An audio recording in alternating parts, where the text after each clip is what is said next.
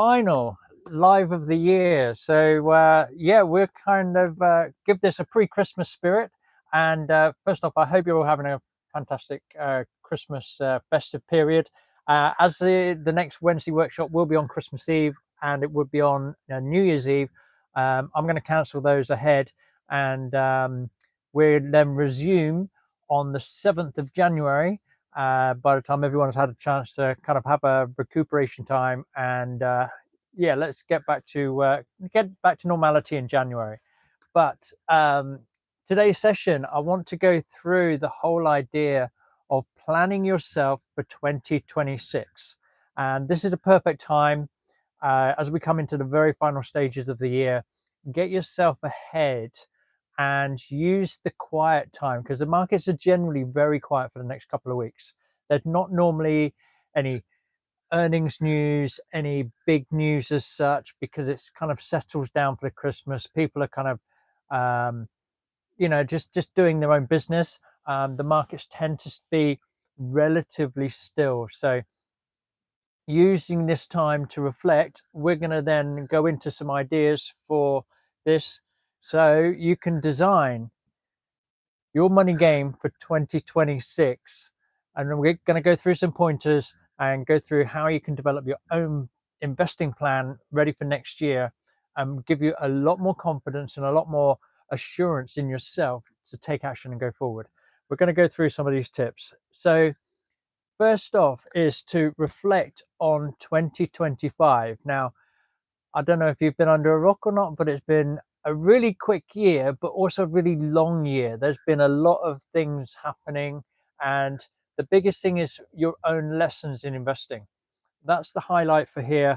What worked and what did not work. So we can touch on that briefly, because everyone's at a different point in their investing journey and what it means for you. So what lessons have you learned from 2025? So if you go openly as to what actually worked really well, in my own portfolios have gone extremely well this year.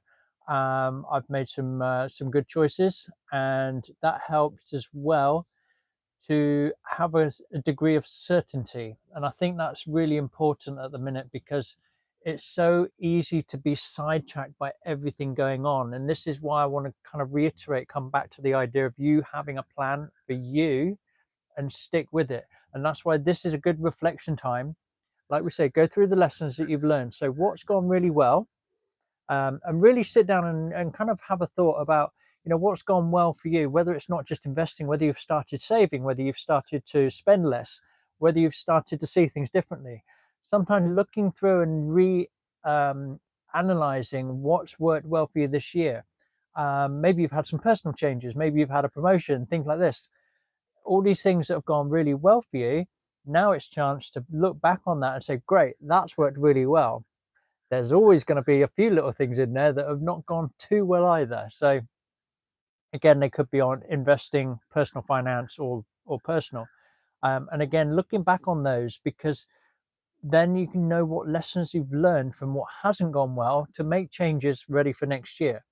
And this is why going through your own life lessons that you've had in 2025, use the reflection to make some changes and prepare yourself ahead to go into 2026. So this is why I want to go through all this, because a lot of the time you can just drift along and life is being led for you. And this is where bring it back to have intention. So intention is, you're the driver of your own vehicle, is what you want. So next year, take control of that vehicle and have a plan. And this is where going through those life lessons of 2025, what changes are you going to make? Are you going to invest more? Are you going to put more into your pension, for example? And seeing how you want to do things differently gives you certainty in your plan. And okay, this is where your plan is not about being perfect as much as it would be like rubbing a crystal ball and go, I'm going to make the perfect plan for 2026. If you do, let us know, because you know something I don't. But this is the whole point. If you make a plan for yourself, and sitting down, writing down that this is what I want to do next year, this is what I want to achieve, whether it's a financial goal, whether it's a growth goal, whether it's a depository goal in terms of investing and starting, whether you want to build up your contributions every month, whether you want to go from general investing into your ISAs as well, because then you get tax-free benefit, or whether you want to take the next step and start to self-manage your pensions in SIPs. So you can go through the different layers. Obviously in the UK, I'm talking very broadly because you've got lots of tax-free wrappers there. But to all the other worldwide audience there, there are sometimes in your country some tax-free benefits in terms of investing tax efficiently, and understanding the tax efficiency in your region is going to outpace the growth that you could get on your shares. So, for example, if you had a tax-free investing fund or wrapper, as we often call them, when you cash that at some point in the future, hopefully you're looking long term, maybe 20 years or so, when you cash that at the end, you don't have to pay capital gains on it, so you don't get a tax bill. That's the biggest benefit of having the tax wrapper, because otherwise, if you have a general investing account, when you do cash, you will then pay capital gains on it, whatever the percentage is on your personal capital gain or personal income taxation. So again, I'm not a tax specialist or financial advisor, but you do need to seek other advice. But I can give you the drive to see what is going to work best for you. And understanding that helps you navigate to make the most of your capital as it grows. Otherwise, you can start to grow, but then cash out early before your gains become really big. Hopefully, you make a lot. But if you cash out early and able to manipulate and change your residency or your location or even your citizenship, you can then change where you invest your capital to make it tax efficient. This is why there's been a mass exodus in probably the last year, maybe even the last 6 months of this year. There's been a massive exodus of high net worth individuals going to the likes of Dubai, all of the zero taxation jurisdictions in particular. I've got several on my radar, which I need to do more research next year, but there's several available at the moment. And again, it's keeping those on the radar, but don't let that stop you taking action now, because it's about building the habit for investing first, and then your taxation will come after. So you can still learn your lessons as you're starting to build wealth. This is the whole idea of having the action plan. Once you start to build wealth, then you need to really start to look after it, because you're starting to look at bigger numbers. But as you start, your numbers are likely to be relatively small. So don't freak about what a tax bill will be. It will be marginal on any gain, and then later on move where it suits you best. But again, deal with your first plan first, and let's get action taking for 2026. So looking at your plan, looking at what is your time scale. So how long do you want to invest in? What risk are you happy to take? Are you happy with some volatility, some up and down, some risky stocks or ETFs even? Do you want more steady Eddie approaches, which I'm a massive fan of, and I think that's really the best place for people to start. Steady growth areas, whether it's some all-world ETFs, maybe even the S&P 500 ETF as well. So you have a basket rather than buying individual shares. It's much easier for the beginner to start in those places. As you start to broaden out, I would highly recommend some of the precious metals. As mentioned before, the silver, gold are the two front runners at the minute, with particular attention to silver. That has been far outpacing gold at the minute. I showed you in last week's live what some of the silver was up, and those are very nice figures. So, you know, it's kind of start simple, have a plan, how much you're going to put in, how much do you want, how long are you going to invest for.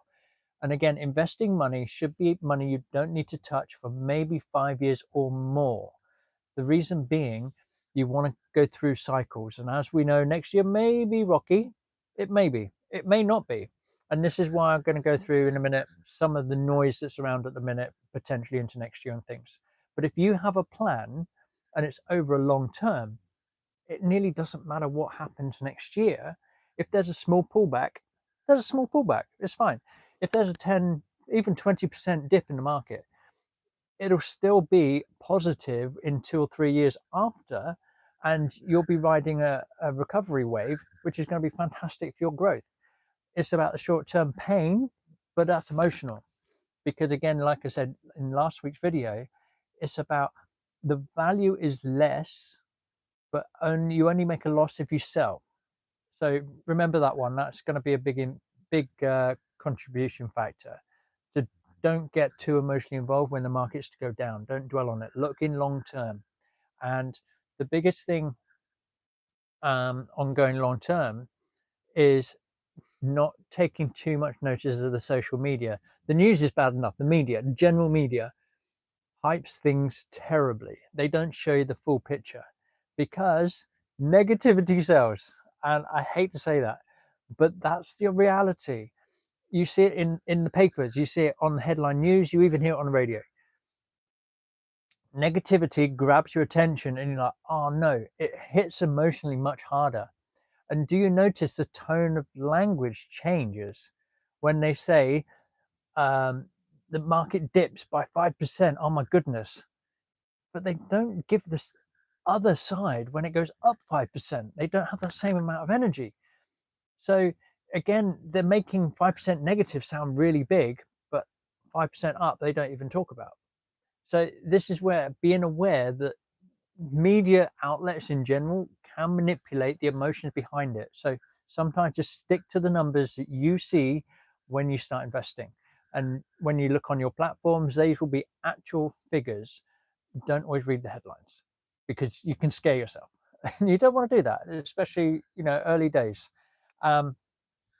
So let's go through now and look at the noise that is in the talk at the moment as we're into media.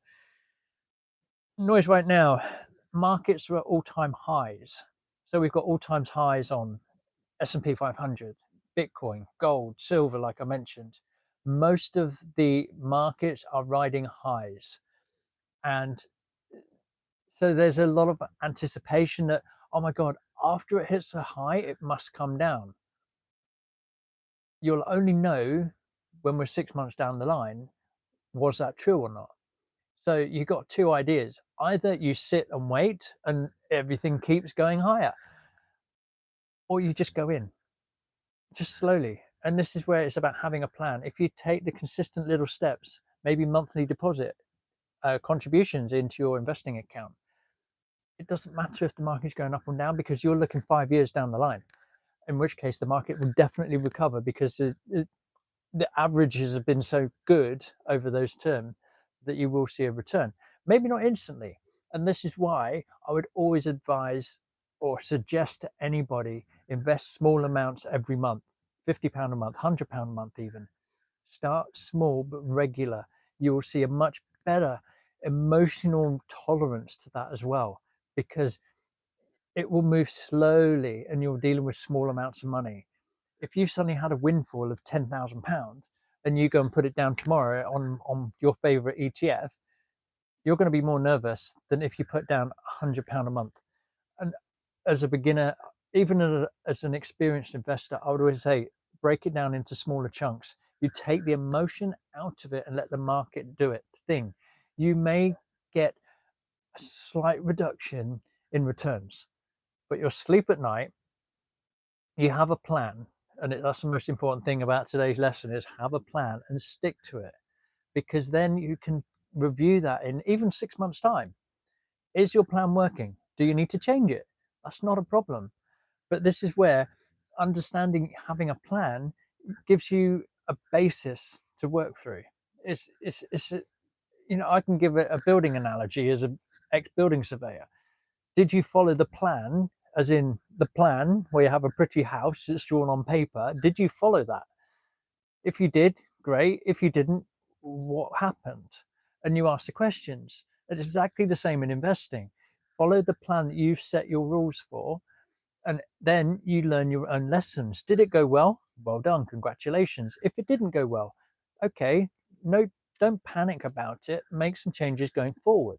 And this is how I want to go through all of these things. So the other noise at the minute is AI dominance.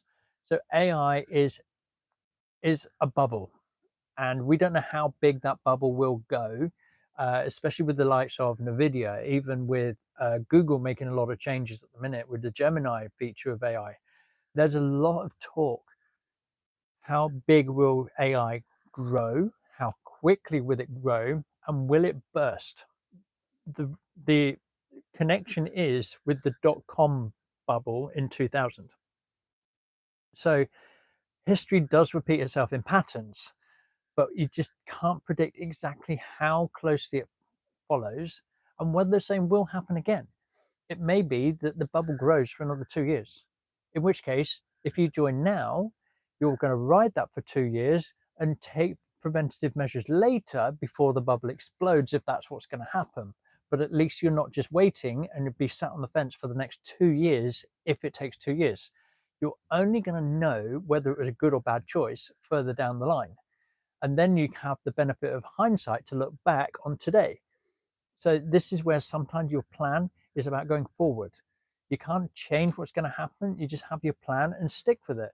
And then in 6 months, look back. Was it a good choice? Yes or no? It's straightforward. It's not having the crystal ball, but it's about having a plan with certainty that you wanted, and just live with that, because it's your decision, and that's how we all evolve. The other noise at the minute is the economy. So there's a lot of sort of little ripples at the minute about interest rates. Maybe they're coming down. Bank of England are meeting, I think, even this week. So yes, mortgage rates will come down because there is a money stretch at the minute. And again, you'll see this more in your personal situation, how money is being stretched further. So this is why it's more important, and I say living within your means. And this is why I stress all the time about budgeting. Budget yourself and squeeze your budget. And everyone can live as they want. I'm still happy living like a student. And that reason being, I can then give myself so many more choices, because if I cut down my outgoings that are necessary, I have more cushion to invest and invest and invest, and it makes up my investment portfolio grow even quicker. Do I want to go out and buy new trousers, or do I want to go and buy another ETF? Which one's going to do you a favor in 20 years' time? Well, that's an obvious one, the ETF. But at times you do need to go and buy new trousers. So it's about relativity and giving yourself some breathing room. But again, making sure you could go without some things to grow your portfolio for later. Okay, so the other noise that I want to go on is the social media noise. This is where everyone makes them feel, only looks on the positive, and also makes people feel like they're behind. Have you ever noticed that? Everyone's saying about, if you start investing in your 20s and 30s, very often you're not thinking about it. If you're in your 20s and 30s, I would highly stress, start small and start early. Just every single month, drop some money into your ISA, into your self-invested pension fund. The earlier you start, you let time compound your efforts. So interest will grow and interest will grow and interest every single year. The compounding effect is just incredible, especially when you're so much younger. Even if you're starting in your 40s and 50s, you still have time on your side, but start rather than just procrastinate and wait, because you're waiting for what? And the thing is, that's where you need to get out of that habit. And we'll come on to that one about taking action, because you are where you are. Don't keep regretting where you're not. And this is it. Take those lessons and go, okay, I could be further ahead. We could all be further ahead. We could all be multimillionaires, but we're not. So you need to start where you are and go forward. Make a plan and go forward.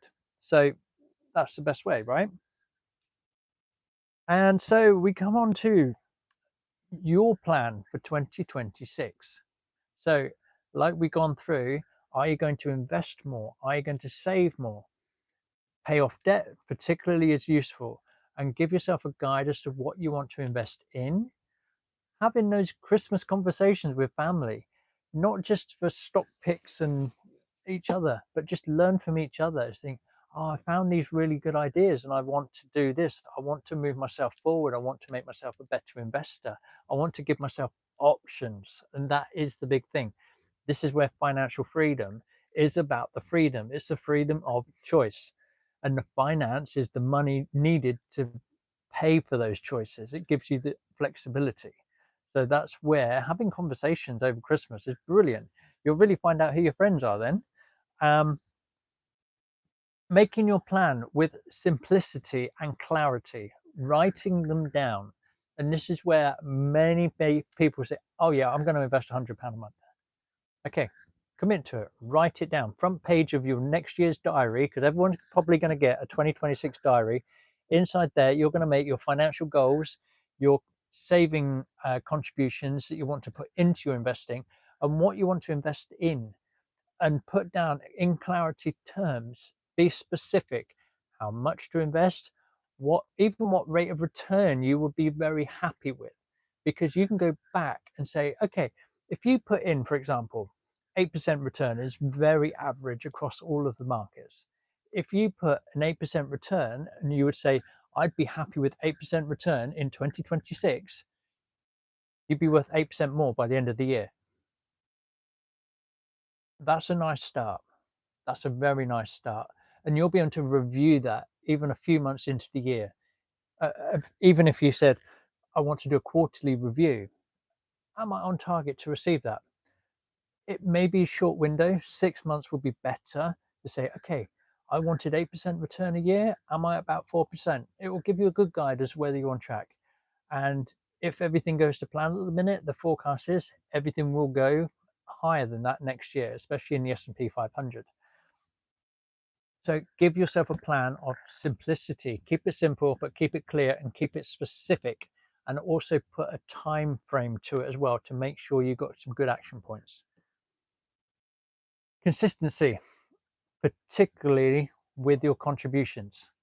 It pays dividends in the literal sense that if you pay into your investing account every single month, it will grow better than a lump sum. Lump sums are good, but like I keep stressing before, even today, you have a lot more emotional edginess because you're basically gambling in that same sense.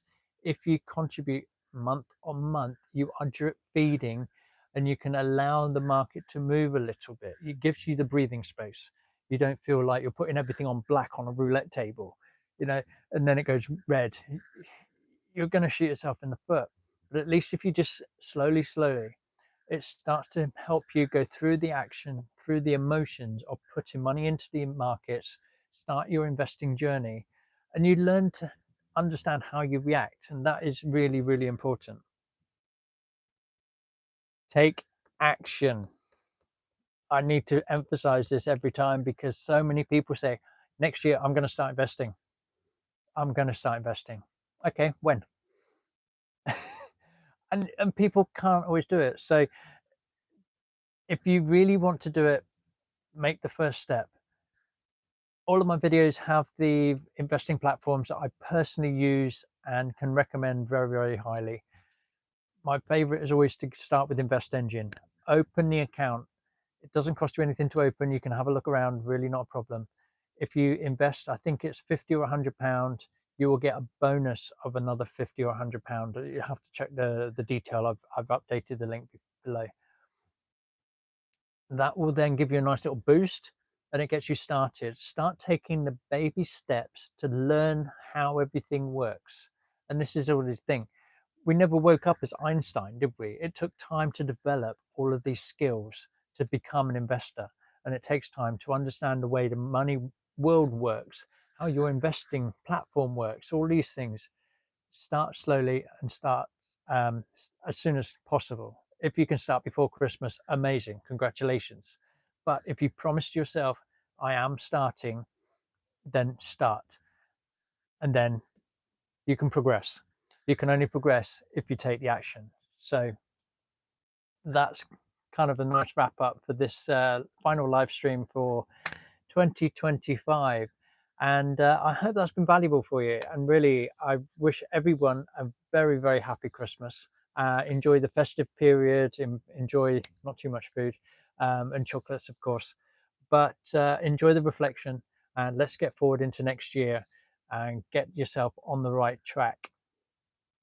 So I'm just going to wrap up with a couple of questions I have had in the week that I wanted to bring up on this. I've sort of touched on them briefly. Um, uh, so I know one was, yes, how do I invest in the markets when they're reaching all times high, but sitting on cash feels wrong. And this is why I exactly say about the drip feeding effect. Just trickle. If you have cash savings, amazing, well done. That's your first congratulations, because you've started to build a nest, and that's what's really important. You've given yourself options, so then you can start to invest some of that and drip feed across. And this is where you want to have your little pots, as they're always denominated. If you have pots, you can move things around, but at least then if you have your emergency fund in savings, easy access savings normally, or even if they're in premium bonds or those types of things, they are liquidatable instantly if something happened. This is where you can drip feed off, take the cream off if you like, and start to invest it, because you're putting that away for longer term. And then you can look like the 5-year window that we've been talking about, or whatever your time frame is. Maybe it's shorter term, maybe it's only 3 years, really not a problem. But investing for even 3 years is far more beneficial than just having a savings account, unless you've got a very lucrative interest rate on savings account. And the other flip of that is worrying about being at all times high. Again, all-time highs is the current high. So, trend is going up, and it can continue or it can go down a bit. But the thing is, you won't know whether it's the high, ultimate high, until you get further over. So it's all relative. That's why if you trickle in funds, the £100 a month or something, if the market does decline, you'll still be investing £100 a month. And then when it is near the bottom, you are still investing £100 a month, because you're doing the consistency element of this. Your £100 a month that you bought at the lowest point of this cycle is going to then grow more than the first 100, because it's got to come up. Hopefully that makes sense. I want to do a long form video on this one, to make sure people are a lot clearer on how that works. And again, some people want to wait, and I've had comments of this before on other videos. I'm going to wait for the market to come back. By all means, if that really is your approach, fine. Sometimes you'll be waiting a long time. Sometimes you'll be waiting for it to come down even more. And sometimes you'll just be waiting because you're waiting. This is where, if you just procrastinate on not being an action taker, again, this is where the small contributions help, because then it doesn't matter if the market comes down. You're talking small amounts in the scheme of the market and growth. So if you're waiting for a 20% pullback, for example, that's only a 20% drop. It sounds like a big number, but then when it grows by 50% over 10 years, that 20% is really not much. So again, it's all about relativity, and it's still better to see growth, whatever shape and direction that looks like. So that's that one. The other question I have is, because it's the social media, it touches on that one. Am I behind, or just comparing myself to other people online? The problem is, online, you will always see the influencers living the millionaire lifestyle in Dubai and that, and we started with £50, and now we've got 50 million or something. You need to be careful with some of those. They probably didn't earn it from investing per se. They probably did something, maybe accrued a lot of other income streams to really bolster, but they didn't just invest their own earned money, so to speak. So be careful comparing yourself to others. And I think this is one of the big takeaways that I learned, is use people for inspiration. People will always be ahead of you, and people will always be behind you. So you're in the range, but you don't have to compare to them. because everyone is where they are. So don't compare yourself all the time to, I want that. And you're always going to be chasing something, but it's like, be proud of where you are, and you are on your track. You are on your journey. You are the director of your vehicle. So which way you go. And so without comparing yourself too much, use other people as guidance and maybe inspiration. But you may take longer, but you're going to be on the right track. And that's what's really important in all of this. So um, that's that's all I can recommend on that one, really. Just don't compare yourself too closely. And this is the thing. You're on a journey, and it's like being in a marathon. If you don't win, you're in the pack. And you're going to be in there somewhere, but do the best you can. And it's exactly the same in investing. So do the best you can, and we're all going to smash 2026. And I really want to see some of your results and let me know how you're doing. And again, it's not for comparison. I want to congratulate anyone that's just starting and taking the steps, because sometimes the analysis paralysis is huge. So if you've started, congratulations, and we're going to smash it next year. And yeah, I look forward to sharing your journey and sharing my journey, and I hope to share more wisdom as we go into next year. So happy Christmas, enjoy the end of 2025, and I'll see you on the next live stream in 2026. Okay, cheers, bye.